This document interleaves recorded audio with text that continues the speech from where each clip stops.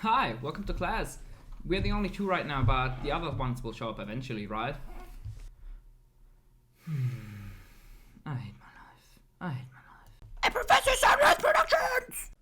Hello class, Professor Sunreis here. Last weekend there's been a remote YCS in North America and all the deck lists are out by now and we're taking a look at all of them or a lot of them. Especially taking a look at all the defensive cards people are playing because we're like in this predicament right now where Droplet is really good against Scythe, but it's really bad against Herald, and a lot of people are opting just to play a shit ton of Handtraps, which makes Talents somewhat acceptable in the main deck again. So we're taking a look at all these lists, how people are deciding to tackle this problem. So yeah, stay tuned, and also don't forget to like and subscribe this video and leave some feedback down in the comments. I really appreciate it, guys. So yeah, let's get right into the video. Wait, what's that? Is that the meta? So here we are at the deck list, and firstly we are taking a look at an unnamed duelist top 8 Eldritch Cybers Brave DPE deck. Probably, yeah, it also plays Scythe, so this is like the one of the two big piles right now. And this deck, it's a 60 card deck, making it so that Droplet is just not impactful enough. Because you're probably not going to see it, and all these hand traps basically do the same thing. They just stop your opponent. It doesn't matter if you Veiler your opponent or Ash them. So basically all are just one card in a sense. So it just doesn't hurt as much to play 60 cards. So in decks like these, you're going to see a lot of people just running a shit ton of hand traps. Not too many like go second cards like droplets. Like not even in the side deck there's a droplet or a dark ruler, because they're purely just relying on just seeing the hand traps. So further on, we now here have, this is a Brave 10-year list. Yeah, it's a Brave 10-year list, so it's down to 45 cards. But as you can see, the duelists opted to play just a lot of hand traps as well, being on, let's see, 6, 9, 12 hand traps on 45 cards. That is okay. A lot of times you want to have like a list like this, being 40 cards and still have 12 hand traps, and you're good, you're golden. He also opted to play the 3 talents. I don't know if it's for going first or for going second. But like I said, talents is a really good card right now because there are going to be a lot of people playing decks like this with a shit ton of hand traps. Not too many cards like droplets and so on. So be prepared, guys, to start to play around talents again, because you can get really punished by not playing around talents, especially if you have an established board. Next list, we have a Prankets list. It's also on 43 cards, so just slightly over 40. Like a lot of people are playing a little more than 40 cards right now because of the Brave engine, because you don't really lose a lot of starters by going over 40. As you can see, he still has like 12 starters with all these names and the plays, and then it's just slightly lower chance to actually see like the breaks, like a Draco bag, an adventure, stuff like this.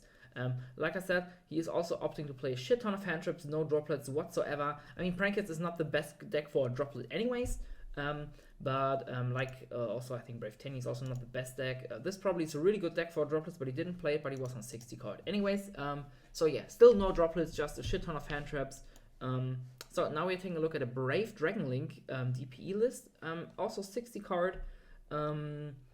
Brave Dragon Link DPE, of course, also basically just another Brave pilot, just opts to play a Dragon Engine to get like some nice access into Savage and Pepega Ruler, and also probably has a little slightly higher grind game than a lot of the other pile decks. But again, it's a pile deck, it's probably not going to play droplets, and we don't see any droplet whatsoever, just because you're not seeing it. And Droplet, the benefit of Droplet, of course, is that it's a very good card on its own. You don't need to see anything else, so the rest of the hand can be straight gas, and then you have like the one Droplets who just get into the game and win. A deck like a 60 card deck, you just can't do that consistently, and especially against cards like Herald, you don't really want to brick on the Droplet, and you just have it as a 1-for-1. It's just not worth it enough, in my opinion, to play it. So he's opting to play a shit ton of hand traps. Of course, you have the added benefit that you can actually mill them with Pepega Ruler and add like a Veiler, a Nib, an Ogre, or even a Gamma, or the Lancia, so there's that benefit. Other than that, this is a pile deck. It's probably not going to pay Droplet in the near future anyways. We have a 40 cards Drytron list. This is a very interesting card I want to see, because it takes the approach, okay, I don't have a lot of space, I'm just going to play the 3 droplets because it will probably let me get into the game. if I draw it going second, and if I don't draw it, I'm just going to lose because I don't have the space to actually invest in a lot of hand traps. So if you don't have the space to invest into hand traps, if you're playing, for example, a Drytron list, you should definitely just play the droplets, because you can take a look. Look at all these cards which you can send. Basically, all of these cards are free sends of droplets. So half his deck he can actually send with the droplet. He has a card like Nova, which he can, like Nova or pre-prep or prep, and just chain droplet, and at worst you have a chalice there. So that's still fine, and at best you can actually get into the game if you're not playing against a Herald comp, or you can go over Herald other ways by playing like Drytons. They all have 2k attack, and so you can just run over them. So if you can't play a shit ton of hand traps, I reckon just play the droplets, maybe even stuff like talents, but don't start playing like an Ash in here or like an Ogre. It's just not impactful enough against the current meta. A lot of decks, they just play through one hand trap like it's nothing, thanks to the Brave engine, because Brave engine a lot of times just acts like 6 copies of Caught by the Grave basically. So you actually need to consistently see 2 cards and have a very good engine at going second to get away with playing like this weird thing I'm doing with my PK list where I have like 3 droplets and still like 7 or 8 hand traps with it. I'm fine with it because PK is really good going second. So next list we have another pile. This is Brave Eldritch DPE again with a Cybers engine, and like I said, a lot of hand traps.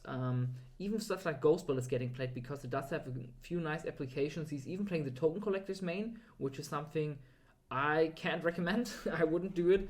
While it's good against a Brave card, a lot of times Brave is just another hand trap bait. So you're playing like this very unversatile card to just go 1-for-1 with an engine. Of course, it can be good against all the Auroradon combos, but then again, all the other hand traps can be good against that. So I feel like just playing the Token Collector is not really worth it, especially in the main deck. Siding is, of course, a very good thing you can do with this.